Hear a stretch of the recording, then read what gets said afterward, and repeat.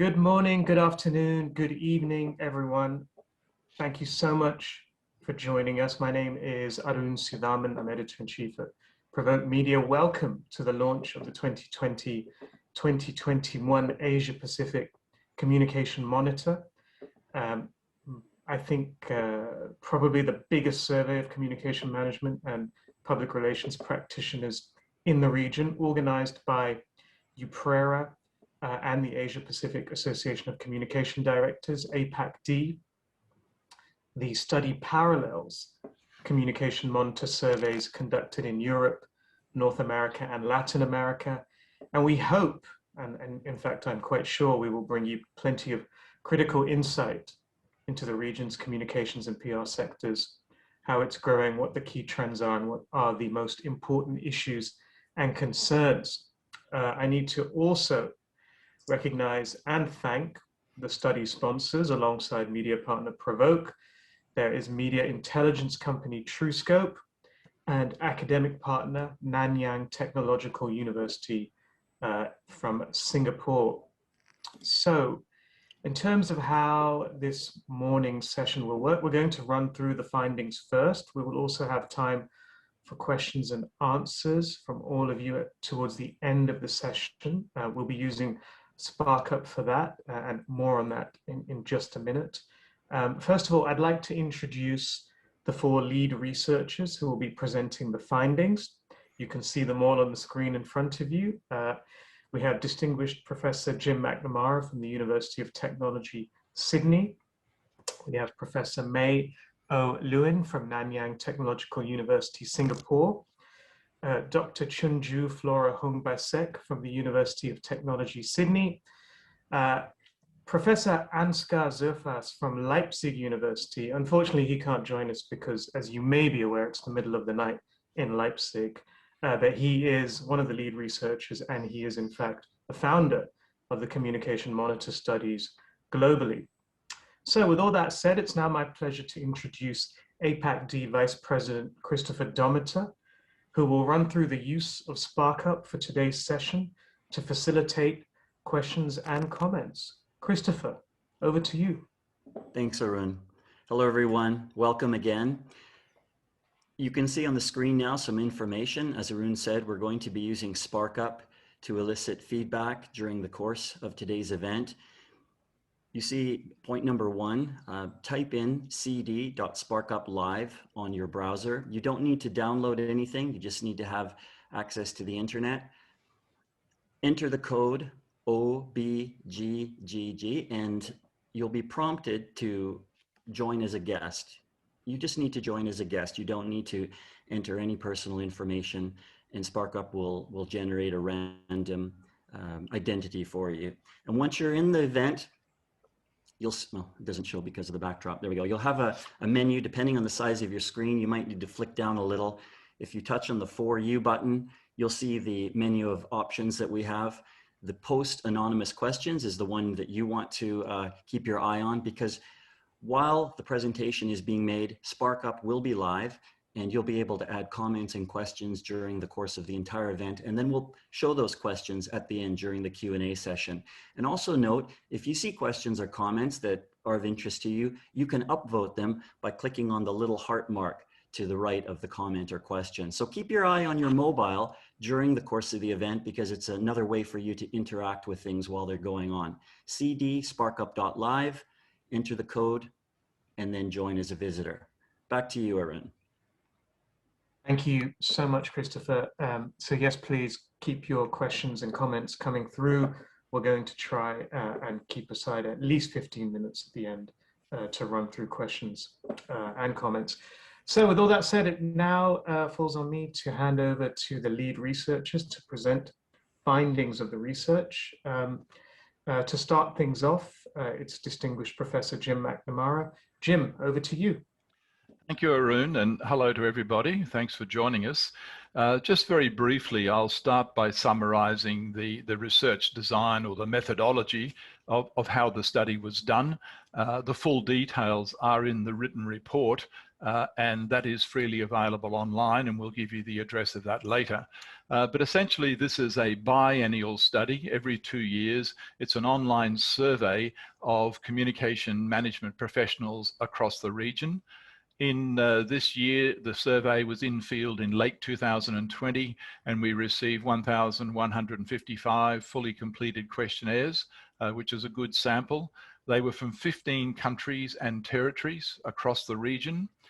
And also importantly, the respondents included professionals in corporations, in government, in non-government organizations, in non-profit organizations, and in agencies. So there's quite good representation across the different fields that we work in. The overall focus of the survey, and we'll go through the key findings in these areas, but we particularly look to understand what are the major strategic issues and the concerns that are facing professionals today. Things like technologies, ethics, gender differences, excellence, and standards and so forth. We also looked at what are the most used channels and methods and how they are changing over time. And some of the questions we'll share with you not only look at practice in 2021, but we asked the practitioners to look ahead 3 years to see where they think things are heading. So I'm going to start, and we'll move relatively quickly through these as a launch because the full report will be available. But when I get to strategic issues and channels, this is a chart that gives an overview of the issues that professionals across the region see as the most significant for them over the next few years. And right at the top of the list, coping with the digital evolution and the social web, that has been there for most of the past few years, not surprisingly. But you'll see how it has changed slightly when I move on to the next slide that'll show the changes over the years. What is new in the data here to look at, though, is you'll see using big data and algorithms is now the second highest issue of strategic issue of concern. And following that, building and maintaining trust. Trust has become a very big concern. Strengthening the role of communication in the management function is a consistent one over many years. But the other one that's moving up in the list is dealing with sustainable development and social responsibility.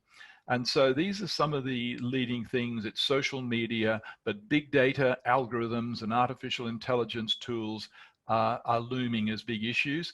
And this issue of trust as well as social responsibility. And I won't go through all of those. We can come back to some of them in questions. You will see as you look down the list, though, that competencies is mentioned. And my colleague will talk a bit about competencies in a moment. Tackling gender disparities, etc., are also mentioned further down. This is a particularly interesting slide in my view, because what this looks at in the 3 colors, the yellow color is the results of the 2015 survey. The orange color in the middle column is 2017, and then the red column is the latest data. And so we've looked at those leading issues that I just talked about, the top 5 or 6 here. And we see that with coping with the digital evolution and the social web, even though it's been listed number 1, it's actually declining quite significantly over the years. We interpret that to mean that there's not a lack of interest. We think it's the way to interpret that is that practitioners are now becoming fairly familiar with social media and day-to-day digital technologies. So we're getting used to those. They no longer new, but when you look ahead and you see using big data and algorithms, we see there that's a rising issue. So we interpret it as we're becoming comfortable with the day-to-day use of social and basic digital tools, but big data, algorithms, these are, and you'll see that's coming from a 0 base in 2015 to almost 40% listing that as a high concern looking forward. You'll also see building and maintaining trust has increased. For some reason, it dipped down in 2017, but it shot up again quite steeply in the 2020-2021 data. And this is interesting when we start to compare these, that we're talking about big data and algorithms, but we're also at the same time worried about trust. The other one is dealing with sustainable development and social responsibility. Even though it's in 4th place in the list of priorities, it's also growing quite significantly, whereas linking business strategy and communication is declining. We don't see that as a real decline. We think, again, that's business as usual, that we are used to doing that. But overall, there are 3 standouts to us: that big data, algorithms, artificial intelligence, these are tools that we're interested in using or being expected to use. And interestingly, concurrently, we are worried about building trust, and we're looking at and focused on social responsibility. This chart then looks at changes looking ahead. So the red bars are the perceived importance today, and then the perceived importance in 2023. And I put some very simple arrows on the side there just to really simplify it, to show that we can see social media and social networks not changing much. They're continuing to be important, growing slightly. But mobile is a strongly growing area over the next 3 years. So there's a big movement to mobile. A gradual decline in press and media relations, even with online newspapers, but a very significant decline when you look at press and media relations with TV and radio, and press and media relations with print newspapers, probably not surprisingly, declining by 23.1% over the next few years. So I guess the big news there is social and mobile are the channels that we are seeing as the most important. Now, I want to just continue on and just pick up the ethics issue, because we think there's an interesting tension here.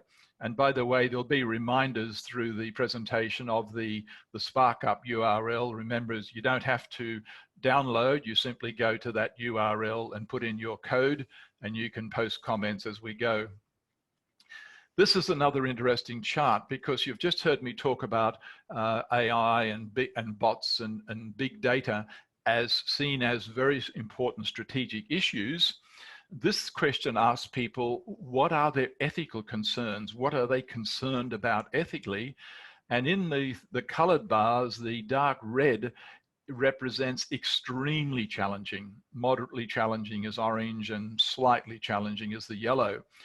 What we can see is that using bots to generate feedback, exploiting audiences' personal data using big data analysis, using employees to spread messages, sponsored media posts, sponsored content, paid social influences, these are all coming up as very high levels of ethical concern.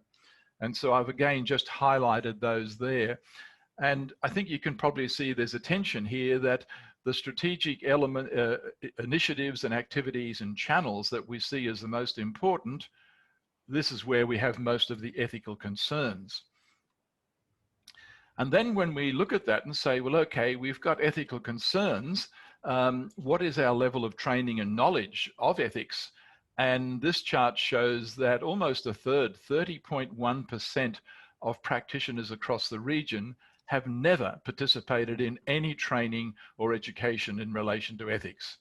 Now, quite a few have, but even when you look at those that have, you'll see down below the big pie chart, you'll see that 24%, almost a quarter of those, it was more than 3 years ago.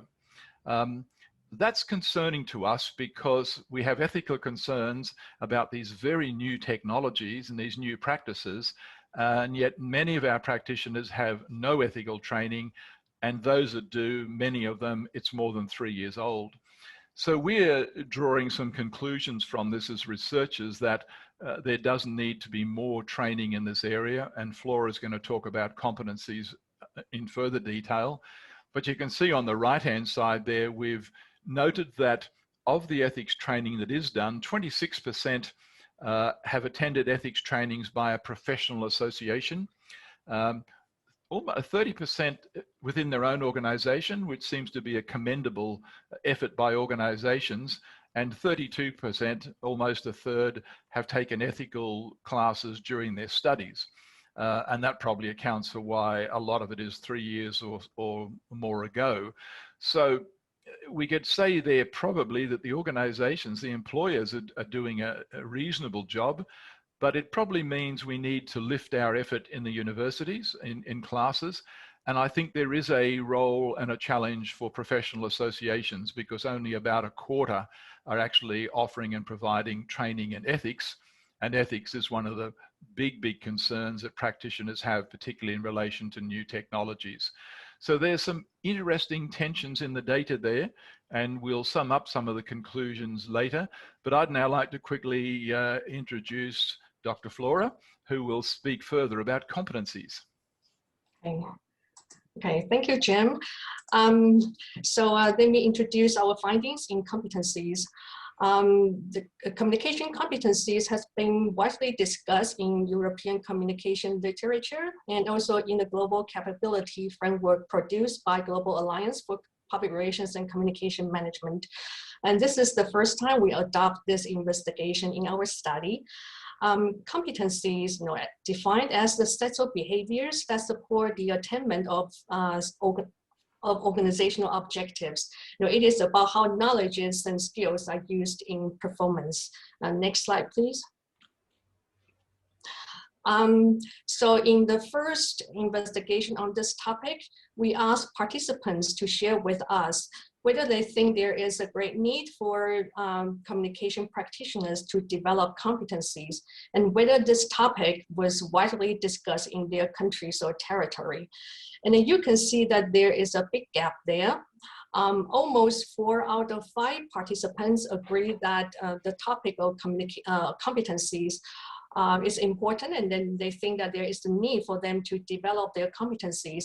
However, the result shows that less than half of the practitioners think that this topic was widely discussed in their countries.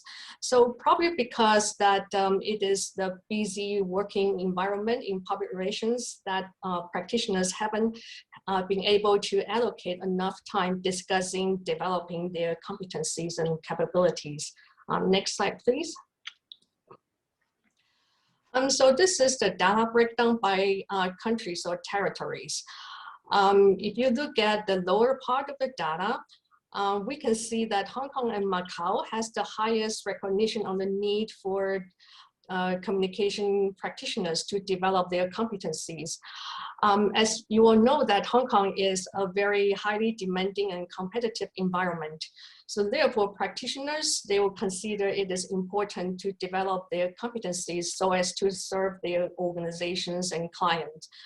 And then now we look at the upper part of the data, and then you can see that only in Australia, Korea, Singapore, and Taiwan, more than half of the practitioners agree that this topic was heavily discussed in their countries or territory.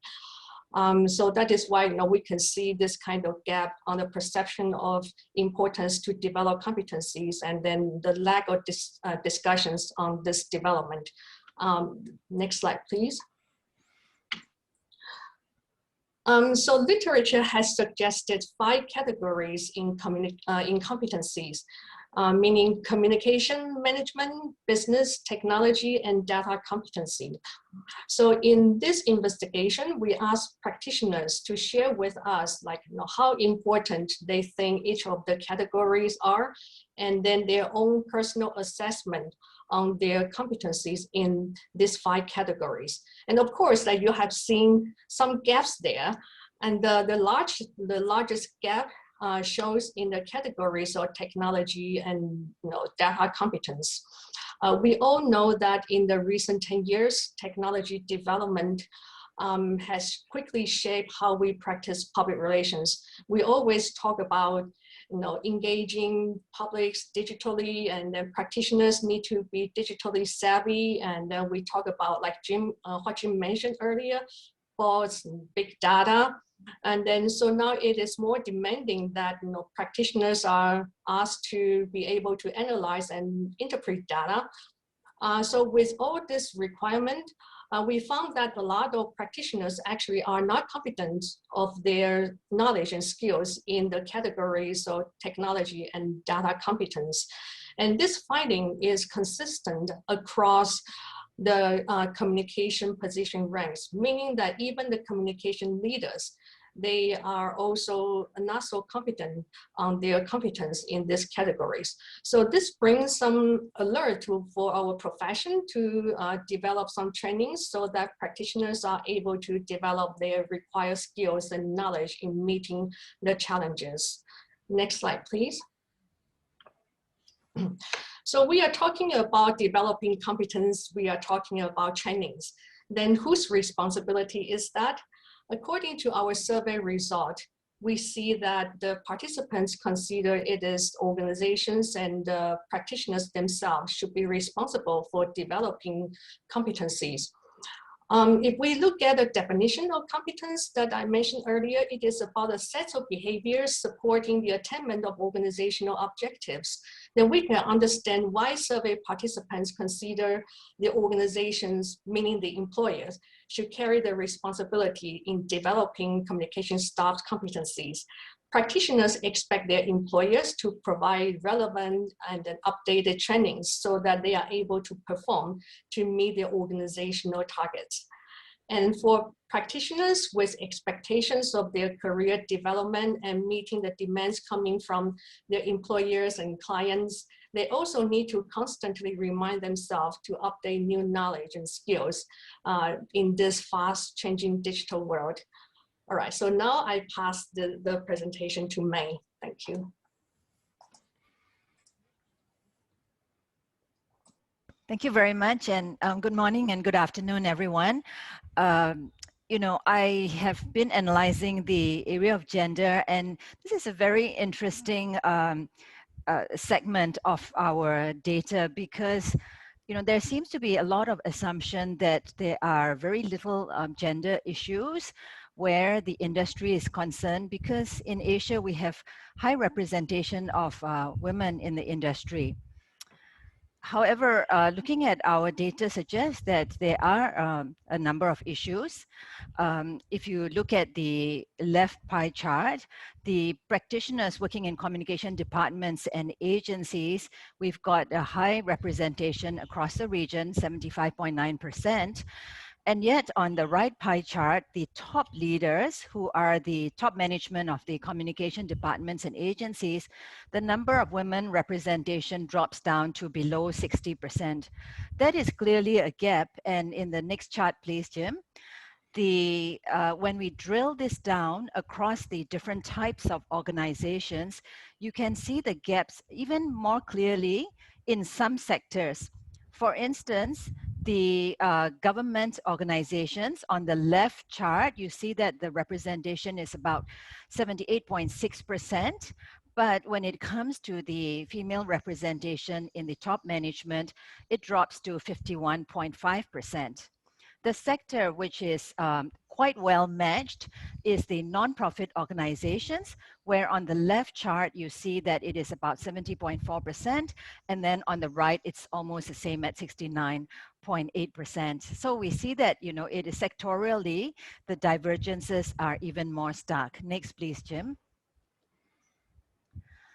When we examine the situation across the countries as well, we do find that female leadership in communication is strong in countries like New Zealand, Singapore and Taiwan, and other countries such as Malaysia, Philippines, and Korea lag behind. So there are inter-country differences as well. Next, please, Jim. The sector that I have mentioned where the problem is most stark in that being the government organizations, we asked the question about, you know, whether the problem exists overall as a profession within my department or agency, and so on. And we did find that in the government agencies, this again comes out. That means that the practitioners working in government agencies feel that this is a problem even across all industries. So they you know, kind of define it almost at the macro level that you know, there is a glass ceiling problem, and that I would not be able to advance beyond a certain level. Next, please.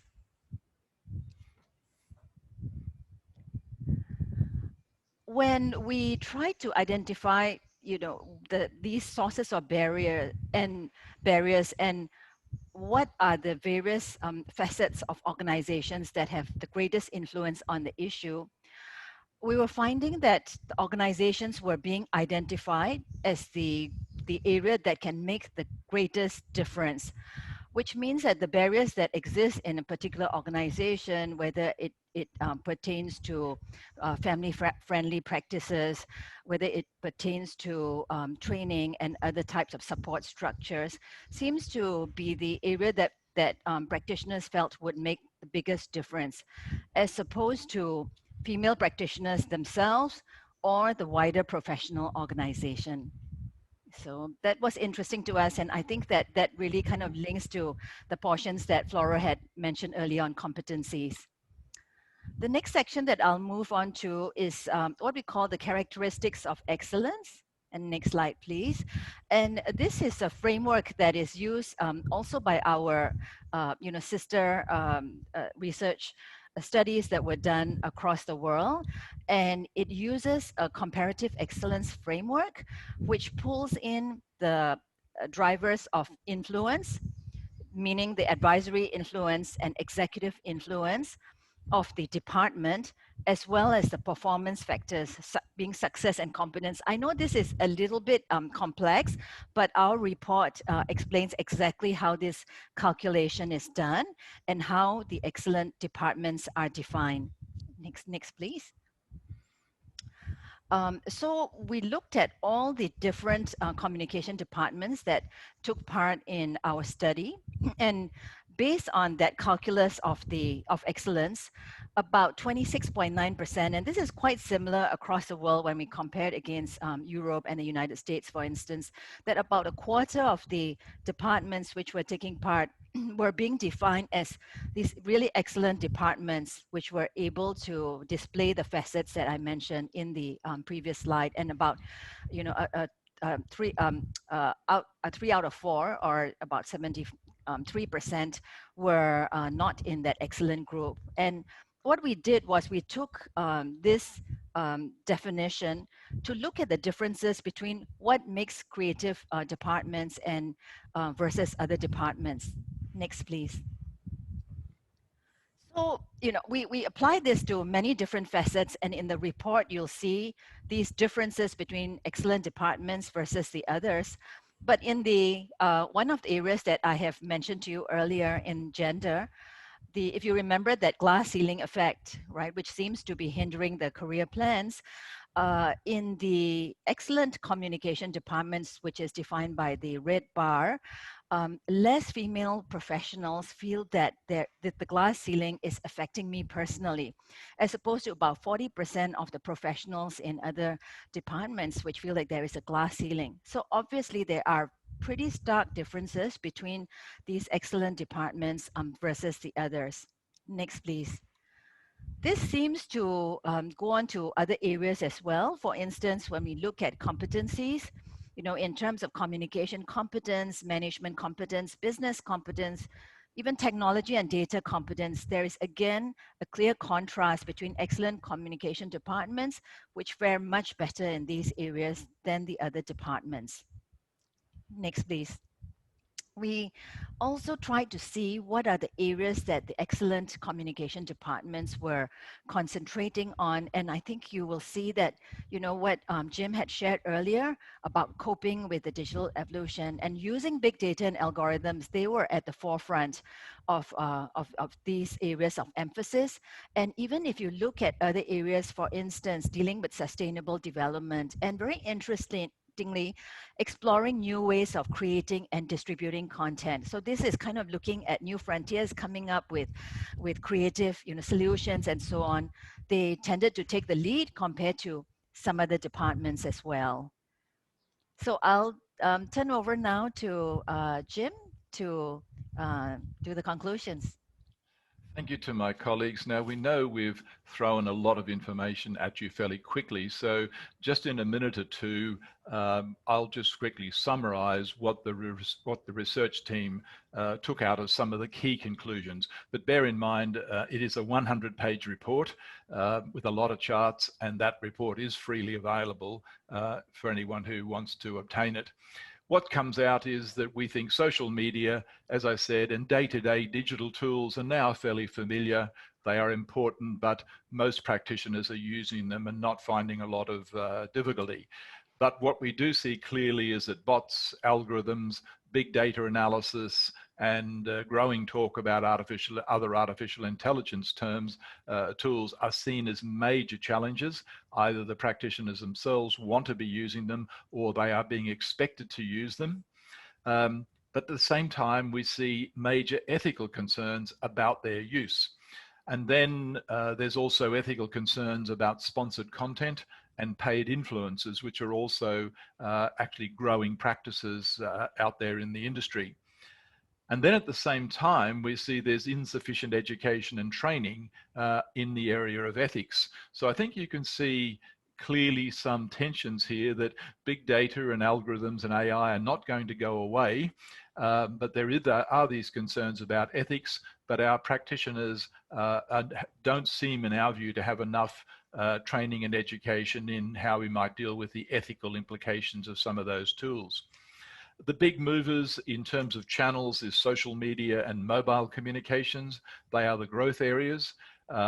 Online media of all types, websites included, remain important, but not surprisingly, traditional media relations is in quite sharp decline. We then see, as Flora talked about, that as well as needing or seeming to need more development in ethics, there's also a lack of competence and capabilities associated, and the two with the biggest gaps, ironically, were technology and ethics. So we seem to have the things that are most important. We have the least ethical training and the least competencies in areas like big data analysis, algorithms, bots, artificial intelligence, and ethics. And so while it shows us very clear trends to the future, it's also revealing a couple of significant gaps where we think we need to address those. Who should do it and how should we do it? Clearly, we think there needs to be some rethinking and more commitment to education and training. Employers, I should say, have a role in that. But we do think professional associations have a great opportunity to step in here. And of course, university educators, we are far from exempt. Looking to the next 3 years in particular, it means the students that we have today are going to be out dealing with those issues that are predicted to be occurring by 2023. We've also seen that women occupy 3/4 of the positions in the field, but only 60% of the leadership area. And I did find it, I don't know about May's view, but I found it really strange and interesting that government is perceived as having the lowest glass ceiling. And I would have thought that non-profits and government might be leading, and maybe corporates were holding women back. But it does seem, ironically, for some reason, that government is the area where women are having some of the biggest struggles. But what is pleasing is that when we look at organizations that, based on worldwide statistics across a number of criteria, are classified as excellent, some of the things we do see, not surprisingly, is they do have high competencies. And interesting, they also do have more gender equity in companies that are overall performing in an excellent way.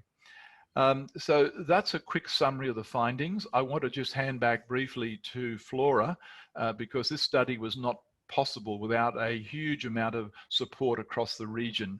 Over to you, Flora. Thank you, Jim. In this study, we really get a lot of support from our collaborators, sponsors, and partners. We really cannot thank more, like all the support from them. This largest study on corporate communication and populations in Asia Pacific, in this study, we know that how difficult it was in getting the survey done, especially in this COVID time. And I am very grateful for all the collaborators who tolerate me and have patience with me and letting me keep bugging them and pushing them, getting more responses. So in the end, we have more than 1,200 participants with 1,155 completed responses. And these collaborators, they are from the following countries and territory: Australia, mainland China, Hong Kong, SAR, Indonesia, Japan, Korea, Malaysia, New Zealand, the Philippines, Singapore, Taiwan, Thailand, and Vietnam. I know that some of you are here. Maybe you want to say a hi if you want. We are also very happy that some of the friends of collaborators, they also provide a lot of support in the survey. For example, Jenny Chen from Taiwan, thank you very much. And you can find the contact information in of the collaborators in the report. So now let me turn this back to Arun and Christopher. Thank you, Flora. Thank you, everyone. Some really interesting findings there. A lot to chew over and a lot to discuss. At this point, I'd like to invite a couple of people to provide industry responses. First up, John Kroll, who's the CEO of TrueScope. John, over to you. Thanks, Arun. And I'd like to thank everybody as well who's been involved in the Asia Pacific Communications Monitor. To have 1,155 completed questionnaires across 15 countries is an excellent result. And I'm sure it provides a clear picture of the communications industry across our region. So for TrueScope, we're very happy to be the lead partner, as our mission is to better inform communications. We could not think of a closer alignment between our mission and the insights provided in the report, and we look forward to maintaining the relationship. I'd like to cover two areas quickly, and they were in the conclusion, so both data and channels. So data, in the report, there is a large gap in competence, with 77% of practitioners saying data competence is important, but only 45% rating themselves as having high levels of competence. As Jim has said in the past, we don't need practitioners to be data scientists, but we do need them to feel confident in seeing trends in the data. The gap in competence in areas of data and technology can be addressed with focus training that equips practitioners with the right questions to ask. It is important that our future training hits the right mark for communicators to be empowered rather than daunted. It isn't about learning how to code or deep diving into the technical stuff. Future training needs to focus on knowing the right questions to ask a data science team. It's more knowing about how to interact with technical teams or getting the most out of a cross-functional team. It's how you ask a data science team or even a media intelligence provider to deliver you with clear data visualizations that are easy to understand and being aware of different types of problems that analytics can solve. It can be a powerful start to get building that confidence in your competencies. The other thing, I think Jim just brought it up in the conclusions, but I was interested in the channels, and I was interested in the results and the importance of communications channels that will be used today, but also through into the future. It would seem that social media and social networks are enormously important to all practitioners to reach their audiences, and there's no surprises there. But I was surprised that online newspapers and magazines would fall by 9% from their importance today through to 2023. And it looks like we're finally calling the demise of media relations with print newspapers and magazines with a 23% drop over the next 2 years. Very valuable information for a company like TrueScope as we design our products going forward. So thanks very much. It's been a pleasure to be involved, and we look forward to being involved in the future. Thanks very much. Thank you, John. And now over to Christopher Dometer to provide a response on behalf of APAC-D. Christopher, over to you. Thank you, Ron. And everyone, distinguished researchers, congratulations again on a fine piece of research.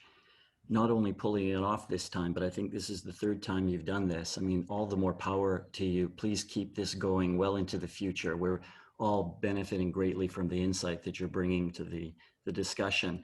What I have to say echoes to a certain degree what Jim brought up in his conclusions, and also what John just mentioned, this gap between what is recognized as needed, coping with the digital evolution, but also having the competencies. But there's another disconnect or a tension in the data, as I think Jim referred to. And it's this idea of strengthening the role of communications, the function in supporting top management decision-making. This is an age-old issue, isn't it? How do communications professionals reposition and almost rebrand the function from a cost center that takes care of a lot of, events, does the odd press event and takes care of parties and those kinds of things, into a decision maker, a strategic advisor that sits around the table. That is recognized as a priority, as is this idea of building and maintaining trust. It still begs the question, how do you maintain and build trust? How do you strengthen your role as to be positioned as a strategic advisor? This again comes back to competence. And so we have the communication competence and the data or the tech competence gap. I would argue that to have communication competence demands data competence. To be able to take data and to transform that data into information, and then to massage that information into insight that's actionable, into outcomes, tangible outcomes that your stakeholders expect from you, that's what's going to take the corporate communications role to the next level. So my personal hope is that this research nudges communicators to do some soul searching, to think a little more, to do some real searching deep down. What really is the role of corporate communications today? What really are the competencies? Not using old models and old paradigms to frame present and future problems, but maybe thinking of completely new frameworks and paradigms to address future problems. So hopefully this research will nudge people in that direction to rethink and to innovate. And I'm hoping, as all the researchers know, research such as this often is just the beginning. And I'm hoping that we can use this, we can work together. APAC-D is very, very proud to be working together on this. Maybe we can use this research to do some deep dives in the future. Maybe we could explore some fractals of this research and get into more what's behind some of the tension in this data. So again, congratulations to you all, and thank you. Thank you, Christopher, and thank you, John, as well. Excellent points there from both of you. Okay, so I think we're going to, do we need to do any more thank yous, or can we move straight on to the Q&A section now? I think we can move on to Q&A, Jim, if that's okay with you. Yes, I think it's just a final thank you to the sponsors and organizers we've put on the screen, and it's in your hands, Mr. Chair, to give our audience a chance to ask questions. And I'm going to stop screen sharing so that we can maybe look at the questions. Excellent. So as you all know, you can post any questions you have on cd.sparkup.live, use the code OBGGG, and as the questions come in, I'll try to assign them to whoever I think is best placed to answer them. So let me have a look. I liked this question. I wanted to pose it to you, Jim, because you talked about channels. How are communicators coping with the increasing number of channels which dilute the ability to reach audiences? Making sure I'm not muted. You're not. I'm not. It's a good question. We saw coping with the digital evolution in 2015. We saw that as the leading strategic issue. We saw a lot of concern around it. The level of concern has reduced, and I think that's because the practitioners are now more capable. with certainly what I'd call the day-to-day channels, and that now includes various social media platforms and websites and all of those kind of tools. E-newsletters, publications are primarily digital, and so forth. And I think they are rejoicing in the increasing number of channels. We have unfortunately seen a decimation of journalism and a shrinkage in publications, which is regrettable in societal terms. And so to one extent, communication practitioners and organizations have lost many of the channels that they did have before. And so new digital media are opening up opportunities. So I think there's a big positive in the digital world, but the challenge is that some of these advanced technologies, as we talked about, require new skills. They require new abilities and new capabilities. And as several have talked about, we haven't yet got those. And I totally support our industry, what John and Christopher said, that, you know, that point about wanting and needing to support management. To be able to support management of the future, communication professionals really need to be able to master some of those tools so they can provide real insights and data, and that's where their value will come from. And so if we don't develop the new skills, we're not going to be able to provide that value to management. Thank you. And actually, I'd like to stay with you, if you don't mind, for the next question, because it's also on strategy issues, and it actually builds on the answer you just provided, and it's the most popular question, so I feel like it has to be asked. So in this fast-moving, digitally connected world, what have been the most important strategy issues for PR and communication management practitioners since the APCM launched in 2015? So over the past 6 years, are you able to perhaps give us a quick summary of the most important issues and perhaps how that's changed? Yes, I think it's in that second slide that I showed, that coping with the digital revolution and social media has every year in the last 3 studies, so 6 years, been the leading strategic issue. What has changed is a certain social media and a certain number of digital technologies were recognized, but suddenly up past them has shot bots and algorithms and AI, and so what you could call new, more advanced technologies.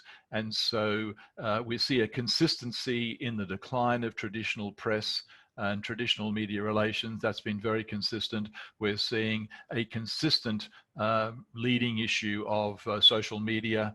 But the big shift, just the recent one we've noticed, is these new very advanced technologies and practices, not just technologies, practices like paid social influencers, and particularly paid influencers who are not transparent, not identified as being paid, and they raise ethical questions. So there's a number of long-running issues, and then there is these couple of new issues that have burst on the scene. And it just so happens that those new issues are where we lack ethical and competencies. Yeah, and perhaps not surprising that the issues of most concern right now are the ones where competencies Can I add lacking. one point? Sure. Well, actually, when I look at the data, yes, Jim mentioned about that this digital revolution, and then also mentioned about some ethical issues.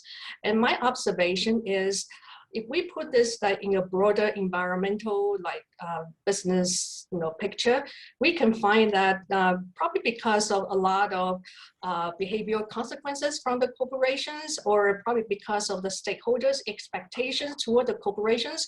So now the issues of corporate social responsibility over the past 6 years has also getting more and more aware. And then for this kind of factors, and that also lead to another issue, which is about trust. When corporations can perform well, and then of course that that can enhance more trust. And then when the stakeholders and when publics they are monitoring corporations' behaviors, that can also affect to how much trust that they will want to put on the corporation. So just like a little input that I would like to add. Yeah, no, very, very important point, I think. Okay, so are marketing professionals going to eat corporate communications professionals' lunch? Or should that be lunches? Anyway, Professor May, would you like to take this one? Yeah, well, that's a really interesting question because I do research on food marketing as well, and you know to me these the functions of marketing and corporate communications are quite distinct. Marketing's function is so focused on gaining market share and being able to create opportunities for profit making and sales. Whereas I think, like in the whole area of corporate communications and public relations, I think we go back to what Christopher has mentioned, about the role of the communication department, right?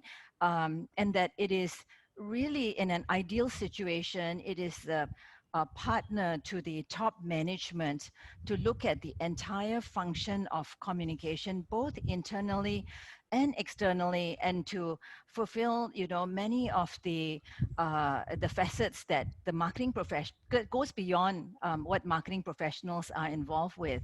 And I think that, if you look at the that matrix that we use for excellent can you maybe could we pull up our own if that's possible? Is that difficult?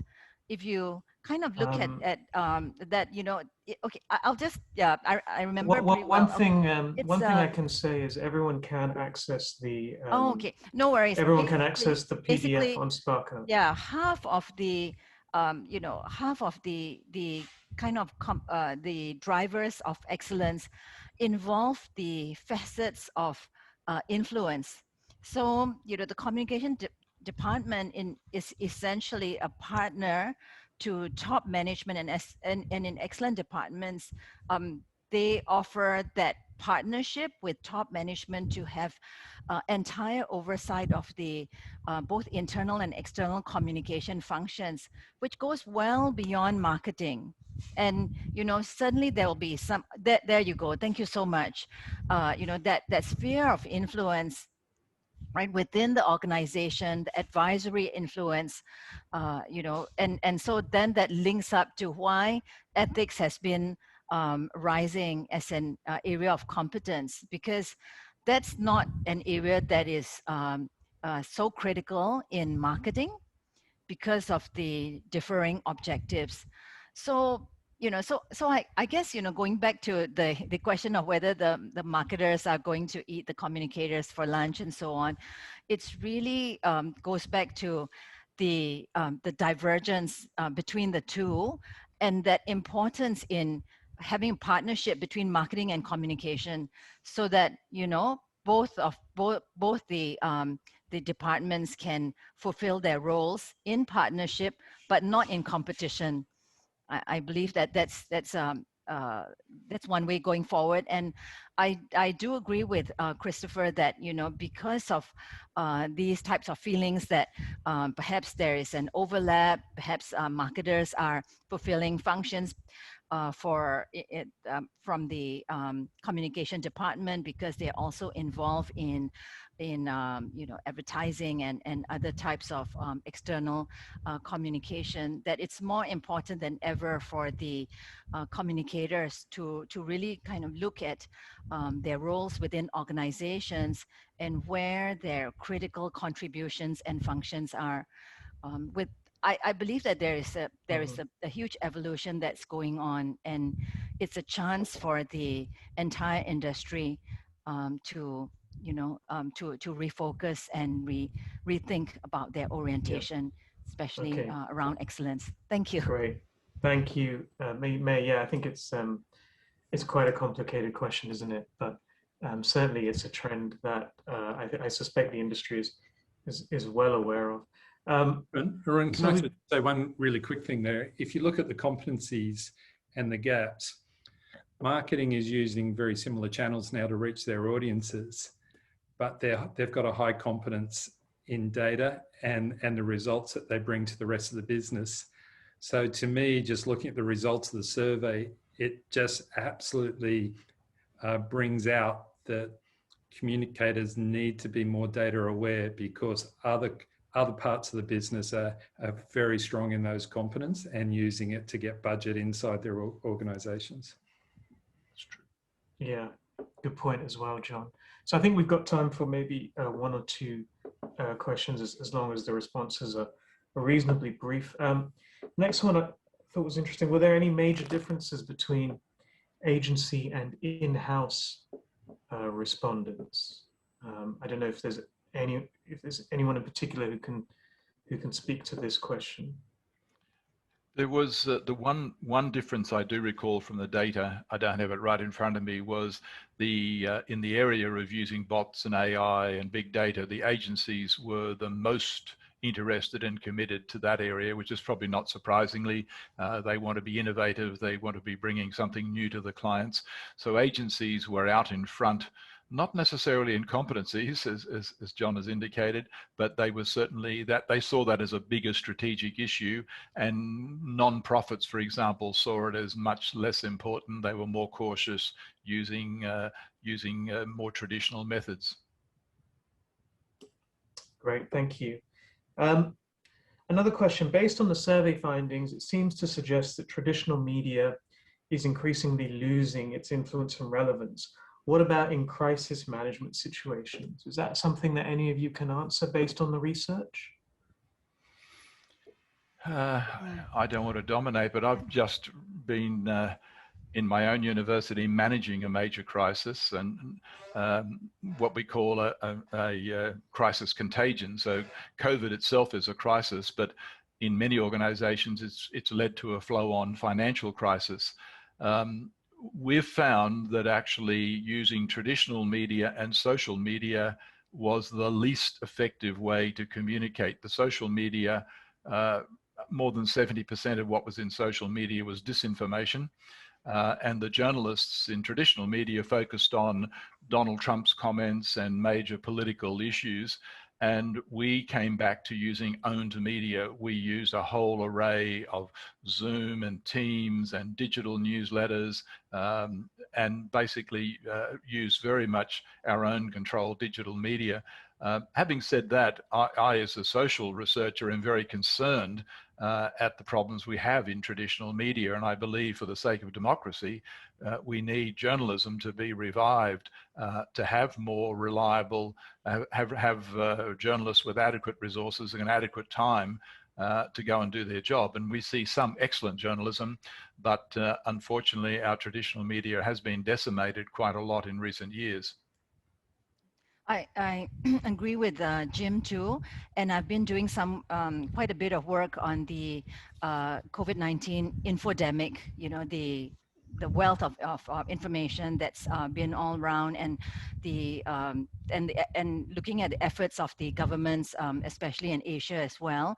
And one of the items that I'd like to add to what Jim has said is, although it is true that there is an erosion of some of the dependence on traditional media for crisis communication, in countries where there is a greater level of trust in both governments as well as traditional media, the crisis efforts have worked well, and they continue to work well. But in countries where there is an erosion of trust and where there is a lot of anger and other types of animostic elements that are at play, then there is a greater reliance on other types of new media. Thank you, May. I think, well, we've got 1 minute left, so I can ask one more question as long as the answer is very quick. So let's end on this one because it's quite a provocative question. Tesla got rid of its corporate communications function. A taste of things to come? So who wants that one? And I can only have one of you answer it, I'm afraid, this time. I'll go if no one else wants it. It goes back to points made by John and others. Look, marketing is very, very important. Marketing is ahead of other forms of communication in terms of use of its data. And if we don't watch out, they will eat our lunch, so to speak. But a lot of companies around the world, including 181 of the leading US corporations, have recently committed to issues like social purpose. It's just one example. And so as well as doing marketing, companies are realizing that they have to have employee communication, they have to commit to some form of social purpose as we look into the future. And the way you approach social purpose is usually quite different to the way you're going to approach your marketplace. Marketers need to get on with marketing. They need to be very promotional. And so social purpose is just one example of where trust and reputation can be built by corporations as being good citizens. And I believe that there is a role for good corporate communication, but probably, to be honest, we're not doing our job as well as the marketers are at this stage. Yes, I think I would probably agree with that observation. Okay, sadly, we are out of time. I want to thank the lead researchers and of course APACD and TrueScope for leading the webinar today, for providing a fascinating overview of the key findings from the 2020-2021 Asia Pacific Communication Monitor. We will be covering the findings on the Provoke website as well. You'll be able to download the full report. You can see the presentation via SparkUp. So thank you again to the lead researchers. Thank you to the two organizing bodies, APACD and EUPRERA. Thank you to the three sponsors, Provoke, Nanyang Technological University, Singapore, and TrueScope. Thank you to SparkUp. Take care, everyone, and I hope you found that as informative and educational as I have. Thank you. Thank you. Thank you all. Everyone. Thank Goodbye. you. Bye. Thank you, everyone. Thank you. Thanks for the comments as well that are coming in. Thank you. Thank you.